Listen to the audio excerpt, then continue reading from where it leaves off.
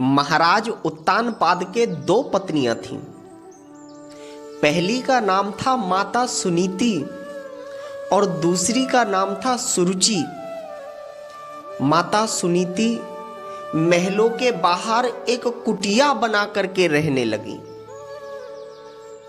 और भगवान का भजन करती रहती थी। उनके दरवाजे पर कई संत आने लगे। मेरे भाई बहन, संत उन्हीं के दरवाजे पर जाते हैं जो भगवान का भजन करता है, जो भगवान का कीर्तन करता है, जो भगवान का चिंतन करता है, जो भगवान का मनन करता है, जो भगवान का गायन करता है। संत उन्हीं के दरवाजे पर जाते हैं। आपने देखा होगा कि हनुमान जी लंका में इतने राक्षस रहते थे, लेकिन हनुमान जी उन्हीं के दरवाजे पर गए जो भगवान राम का भजन किया करते थे, श्री विभीषण जी। बाकी हनुमान जी किसी के दरवाजे पर नहीं गए।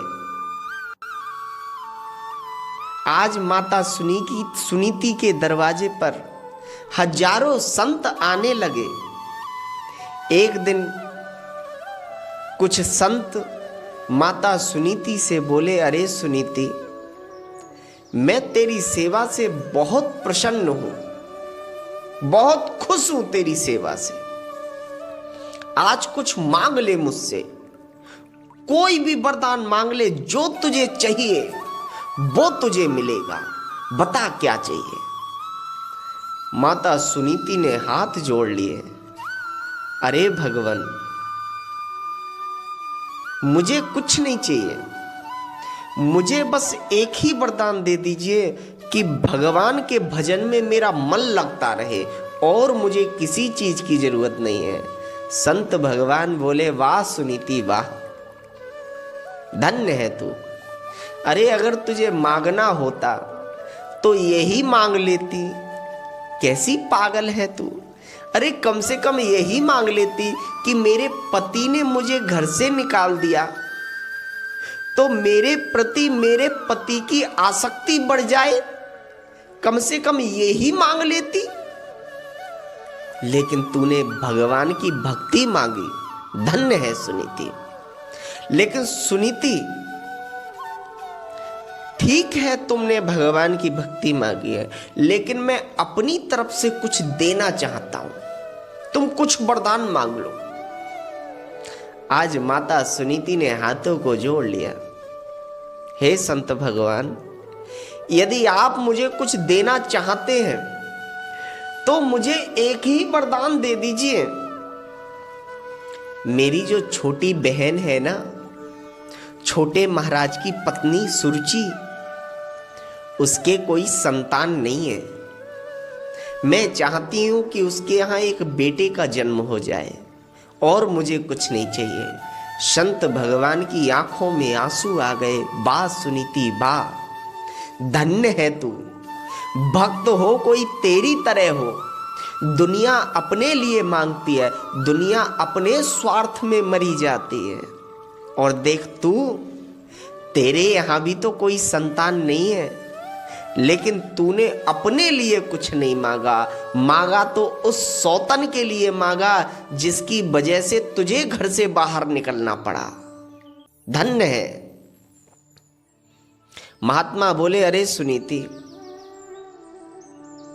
तेरी जो छोटी बहन है सुरुचि, उसके यहां भी एक बेटे का जन्म होगा, और एक बेटे का जन्म तेरे यहां भी होगा, लेकिन वो बेटा ऐसा होगा जिसके कारण भगवान को भी उतर के आना पड़ेगा नीचे। और संत भगवान तो आशीर्वाद देकर के चले गए।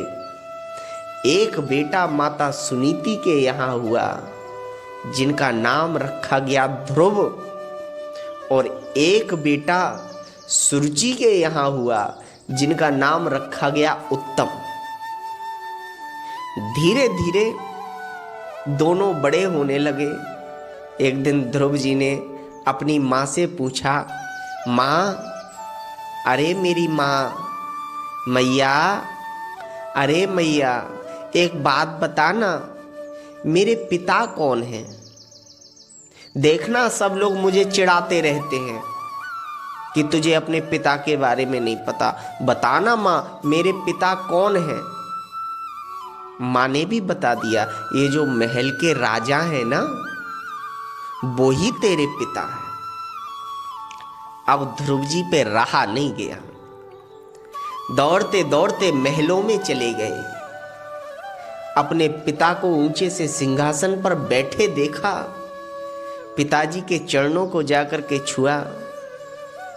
बोले, पिताजी मेरा नाम ध्रुव है, मैं आपका बेटा हूं। आज जब उन्होंने बेटा शब्द सुना अपने कानों से, तो मन में एक अजीब सी तड़फन हुई कि मेरा बेटा मुझसे इतने दिन हो गए दूर, आज उत्तानपाद ने ध्रुव जी को उठा लिया और गोदी में बिठा लिया। एक साइड ध्रुव जी को बिठा दिया, एक साइड उत्तम को बिठा दिया। ध्रुव के बालों में हाथ फेरने लगे। अरे मेरा बेटा कितना सुंदर है, बताओ मेरी कैसी किस्मत है जो मैं इसके पास तक नहीं जा पाता। क्या समझेगा कि ये बाप का प्यार क्या होता है। इतने में सुरुचि माता आ गई वहीं पे, और जब ध्रुव जी को उत्तानपाद की गोद में बैठा देखा, आग बबूला हो गई सुरुचि। हाथों को झटक कर नीचे उतार दिया। तेरी हिम्मत कैसे हो गई इस गोद में बैठने की? ध्रुव जी तो रोने लगे। मां, छोटी मां, मेरा दोष क्या है? मैं अपने पिता की गोद में बैठा हूं ना, आपने मुझे क्यों उतार दिया? सुरुचि बोली, अरे ध्रुव, तुम इस गोद में बैठना चाहते हो? बोले, हाँ मां, कौन बेटा बैठना नहीं चाहेगा।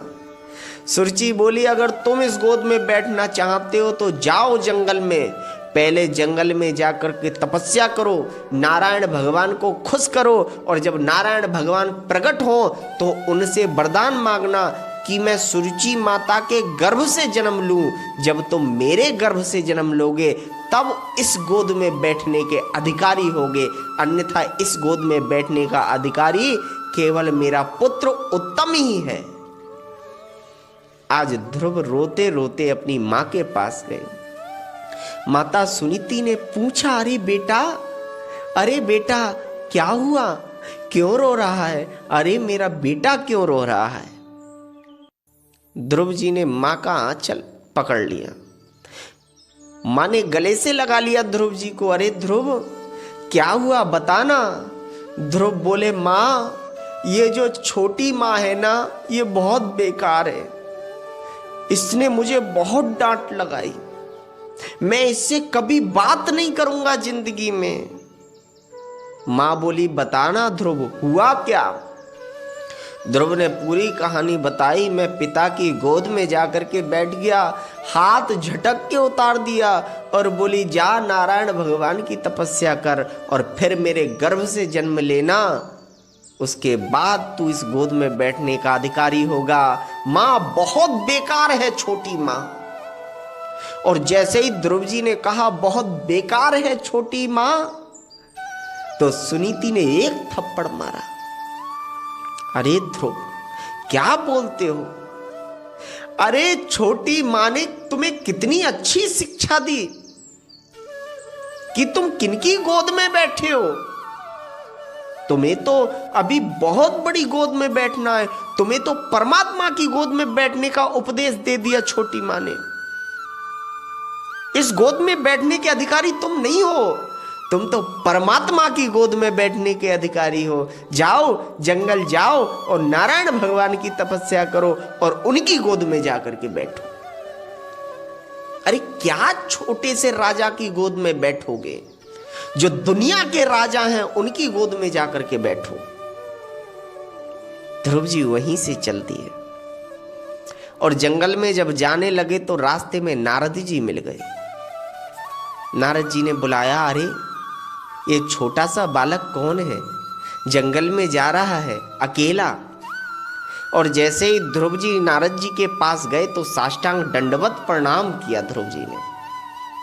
नारद जी बड़े खुश हुए। बेटा कौन हो तुम? ध्रुव जी ने अपना नाम बताया। मेरा नाम ध्रुव है और मैं जंगल में तपस्या करने के लिए जा रहा हूं नारायण भगवान की, उनको प्रकट करूंगा। नारद जी बोले, अरे ध्रुव, अभी तो तुम बहुत छोटे हो, अभी जाओ घर, और घर जा करके कुछ अभी बड़े हो जाओ तब तपस्या करना। ध्रुव जी बोले, आप कौन हैं? नारद जी बोले, मेरा नाम नारद है। ध्रुव जी बोले, आप नारद नहीं हो सकते, क्योंकि नारद जी तो सबको तपस्या करने के लिए उत्साहित करते हैं, सबको तपस्या करने के लिए बोलते हैं, और आप तो तपस्या करने के लिए मना कर रहे हैं। इसका मतलब आप नारद जी नहीं हो सकते। नारद जी बड़े प्रसन्न हुए।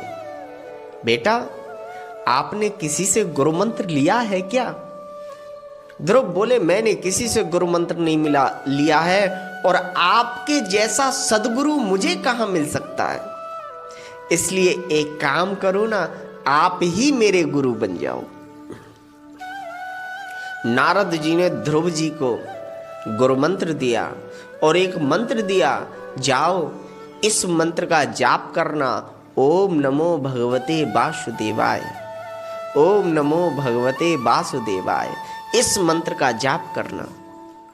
आज ध्रुव जी एक पेड़ के नीचे बैठ गए और वहीं मंत्र का जाप करने लगे। ओम नमो भगवते वासुदेवाय, ओम नमो भगवते वासुदेवाय, ओम नमो भगवते वासुदेवाय, ओम नमो भगवते वासुदेवाय, ओम नमो भगवते वासुदेवाय। सज्जनों, पहले महीने जब तपस्या की ध्रुव जी ने तो केवल फल खा करके तपस्या की। दूसरे महीने जब तपस्या की तो पत्ते खा करके तपस्या की। तीसरे महीने पुष्प खा करके तपस्या की। चौथे महीने जल ग्रहण करके तपस्या की। पांचवें महीने हवा ग्रहण करके तपस्या की, हवा ही पीने लगे। और छठे महीने में तो उन्होंने सांस को ही रोक लिया, श्वास को बिल्कुल रोक लिया, हवा पीना छोड़ दी। और सज्जनों, जब सारे देवताओं ने ये दृश्य देखा, रहा नहीं गया, भगवान के पास में पहुंच गए। प्रभु अब उस बच्चे को जाकर के आप दर्शन दे दीजिए। भगवान ध्रुव जी के सामने प्रकट हुए। अरे ध्रुव, आंखें खोलो, मैं आ गया। और जब ध्रुव जी ने आंखें खोल के देखा तो आहा, कितना सुंदर स्वरूप भगवान का। सशंख चक्रम सक्रीत कुंडलम सपीत वस्त्रम सरसेरुवेक्षणम सहार वक्षस्थलकौस्तुभाश्रियम नमामि विष्णुम शिरसा चतुर्भुजम। भगवान का स्वरूप देखा तो देखते ही रह गए, कुछ बोल नहीं पा रहे हैं। क्या भगवान का स्वरूप है। हाथ में शंख चक्र गदा पद्म धारण किए हुए भगवान सामने खड़े हुए हैं। भगवान ने सोचा कि ध्रुव कुछ बोलना चाह रहा है, लेकिन बोल नहीं पा रहा है छोटा होने के कारण। तो भगवान ने अपना शंख निकाला और शंखों को ध्रुव जी के कपोल पर घुमाया। शंख को ध्रुव जी के कपोलों पर घुमाया। ऐसा लगा मानो कि 4 वेद 6 शास्त्र 18 पुराणों का ज्ञान ध्रुव जी के हृदय में उड़ेल दिया गया हो। ध्रुव जी तो भगवान की स्तुति करने लगे। योन्तः प्रविश्य मम वाचमिमां प्रसुप्तां संजीवयत्यखिल शक्तिधरा स्वधाम्ना अन्याश्च हस्तचरण श्रवणत्वगादीन् प्राणानमो भगवते पुरुषाय तुभ्यम। बड़ी सुंदर स्तुति की भगवान की। और भगवान ने ध्रुव जी को अपने पास बुलाया और गोद में बिठा लिया ध्रुव जी को। अरे बेटा ध्रुव, मैं तुम्हें कुछ देना चाहता हूं। मांगो तुम्हें क्या चाहिए। बालों में हाथ घुमाने लगे ध्रुव जी के, बहुत लाड़ लड़ाने लगे ध्रुव जी को, पुचकारने लगे ध्रुव जी को, अरे मेरा बेटा ध्रुव, मुझे आने में बहुत देर हो गई, बता तुझे क्या चाहिए, मैं तुझे कुछ वरदान देना चाहता हूं। ध्रुव जी बोले, प्रभु अब मुझे कुछ नहीं चाहिए, बस आप अपनी भक्ति मुझे दे दीजिए, और मुझे कुछ नहीं चाहिए। आपके चरणों की भक्ति मैं करता रहूं, और मुझे किसी चीज की जरूरत नहीं है। भगवान बोले, अरे ध्रुव, कुछ ना कुछ तो मांगना पड़ेगा, बता। ध्रुव जी बोले, प्रभु जब आप कुछ देना ही चाहते हैं तो मैं ये पूछना चाह रहा हूं, आखिर मेरा दोष क्या था जो मेरी माता ने मुझे मेरे पिता की गोद से नीचे उतार दिया। भगवान बोले, ध्रुव तुम्हारा दोष कुछ नहीं था, तुम्हारी माता ने तुमको इसलिए उतार दिया कि अरे ध्रुव, क्या उस गोद में तुम बैठते हो, जाओ तुम भगवान की गोद में जाकर के बैठना, तुम इस गोद में बैठने के अधिकारी नहीं हो, तुम तो भगवान की गोद में बैठने के अधिकारी हो। आज देखो ध्रुव, तुम इस गोद में बैठे हुए हो, और तुम्हें क्या चाहिए। उस माता का एहसान मानो जिसने तुमको इस गोद में बैठने का अधिकार दिया। आज ध्रुव जी अपने घर को चल दिए। महलों में जैसे ही आए, ना अपने पिता से मिले, ना माता से मिले, सीधे माता सुरुचि के कक्ष में घुसे चले गए। माता सुरुचि तो सर झुकाए खड़ी थी। मैं ध्रुव को क्या मुंह दिखाऊंगी, क्या बोलूंगी ध्रुव से। लेकिन सज्जनों, ध्रुव जी ने तो माता को साष्टांग प्रणाम किया। माता ने ध्रुव को उठाया, अरे ध्रुव, मुझसे बहुत बड़ी भूल हो गई, मुझे माफ कर दे। ध्रुव जी बोले, माँ तुझसे भूल नहीं हुई, तूने तो मुझे वरदान दिया, अगर मुझे तू उस गोद से ना उतारती तो मुझे भगवान के दर्शन कभी नहीं होते। तूने तो मुझे वरदान दिया माँ, वरदान। आज सज्जनों, ध्रुव जी ने अपने पिता को प्रणाम किया, अपनी माता को प्रणाम किया।